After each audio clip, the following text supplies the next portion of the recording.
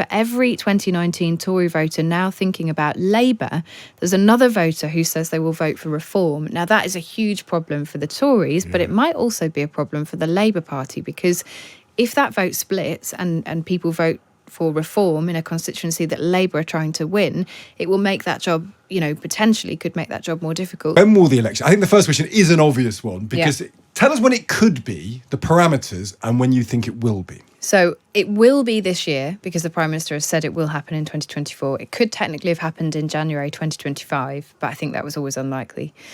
The thinking at the moment, so there's been a bit of talk over the last couple of months that it might move to May. I mean, the Tories' original plan was October, that they were planning to go in October. And the reason for that would be to leave it a bit longer, allow the government to do a bit more, but crucially to allow people, the Tories hope, to feel like things are improving. So house prices improving, a bit more money in your pocket, a bit more of your tax back in your pocket.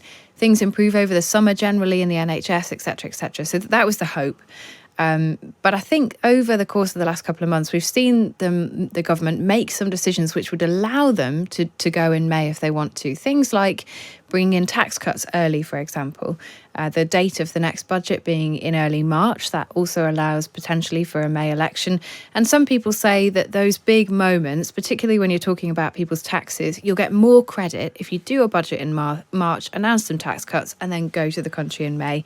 The reason the Tories don't necessarily want to do that in May is because there is a sense that they would be, if they are likely to lose, they'll lose sooner than they would have done in October, and that people might not have had time to give them enough credit for things they say they're going to be able to deliver. And how late do you reckon they'll make this decision, Kate, in your view? That how contingent is it? Because presumably there'll be some movement in the polls and they could get overexcited about that, or something could happen in terms of whatever tax cuts they make in that budget. Will they make a decision quite late, or do you think they know in their own mind what they're going to want to do already? I don't think they necessarily know. I think they know they want to try and win. They want to do whatever they can to give themselves the best chance to do that. Interestingly, we're still hearing talk about Rishi Sunak fighting a presidential-style election. I think what you're going to see from the Prime Minister this week, him going out talking to the public in a Q&A style, is much more likely what we'll see in a general election. He'll try and put himself front and centre.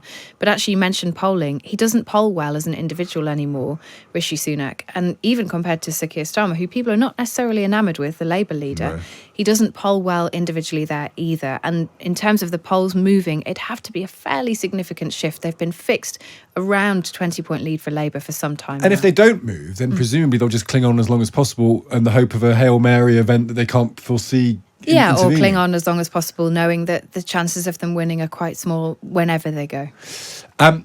It's very striking. We had loads of questions coming in, Kate. They're almost predominantly about Labour. Yeah. And that might be another problem the Tories have got, that we know the Conservative government, they've been there for 14 years. And Labour is the new thing on the menu, and that's what people are asking about. So let's go through some of these questions. Someone here says, do you think Starmer will reshuffle his team again before the election? For example, will Rachel Reeves be his election Shadow Chancellor? To answer that question directly, no, I don't think he will reshuffle again. I think he did a fairly substantial reshuffle last time round, and Rachel Reeves will go into this election, and if Labour wins, into government as the Chancellor and the Shadow Chancellor before that. But I think it's really interesting that we're getting lots of questions about Labour, because for me what that says is people are interested in exploring the idea of a potential vote for the Labour Party, but they're not set yet. We've not got loads of people texting in saying Labour are the answer for me. No. Labour's the party that I'm going to go for. And I think that is probably what we are seeing across the country. When you speak to pollsters, they say there are lots of people who haven't decided yet. They may have decided that they're fed up. They may even have decided that they're open to change, but they've not necessarily decided that they're going to vote for the Labour Party. So that leaves big questions open, I think, for Labour. And you put some of them to Darren Jones, because what Labour isn't doing at the moment, and we've had another question on, somebody wants to know, do you have any substantive statements which might help us understand how our lives would change under a Labour government? That's from Adam. The answer to that question at the moment is it's quite difficult to be able to say, because the party is reluctant to put flesh on the bones. They've only got three policies, one of which is private schools and VAT. They've picked three policies and they don't want to be drawn on anymore. Not yet. And that's partly due to the money, because they've promised that everything will be fully funded and that they will provide costings. And what Labour doesn't want to do is to show its hand too early, to allow the Tories to attack them or to steal their ideas potentially. But I think it's also a recognition that the party is fairly boxed in tightly because there is not a lot of money. We know from listening to Wes Streeting, the Shadow Health Secretary, for example, that he's already saying we're not going to be splashing lots of cash around. The NHS already gets a lot of money. It's much more about reform. I think that will be a key message for Labour. But landing that is quite difficult when people are really calling out for hope and change. Yeah, and it may be that they're trying to win on a manifesto of just being more competent than the other lot, and maybe that'll be enough. That's the question, isn't it? Is that argument enough? And we don't know the answer to that question yet. Scotland is a big. Or Huge. How big is Scotland in this? Bobby in Edinburgh says, how many seats will the Labour Party have to win in Scotland for it to have a bearing on the final result? Answer that one, Kate. And also, is Scotland a key?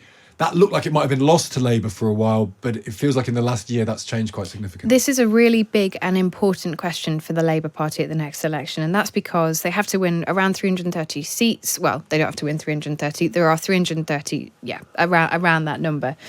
But for the Labour Party, if they can do well in Scotland, then it will take a little bit of the pressure off in seats where Labour will be fighting quite hard. So the Labour leader in Scotland, Anna Sarwar, has been talking about 15 to 20 seats publicly.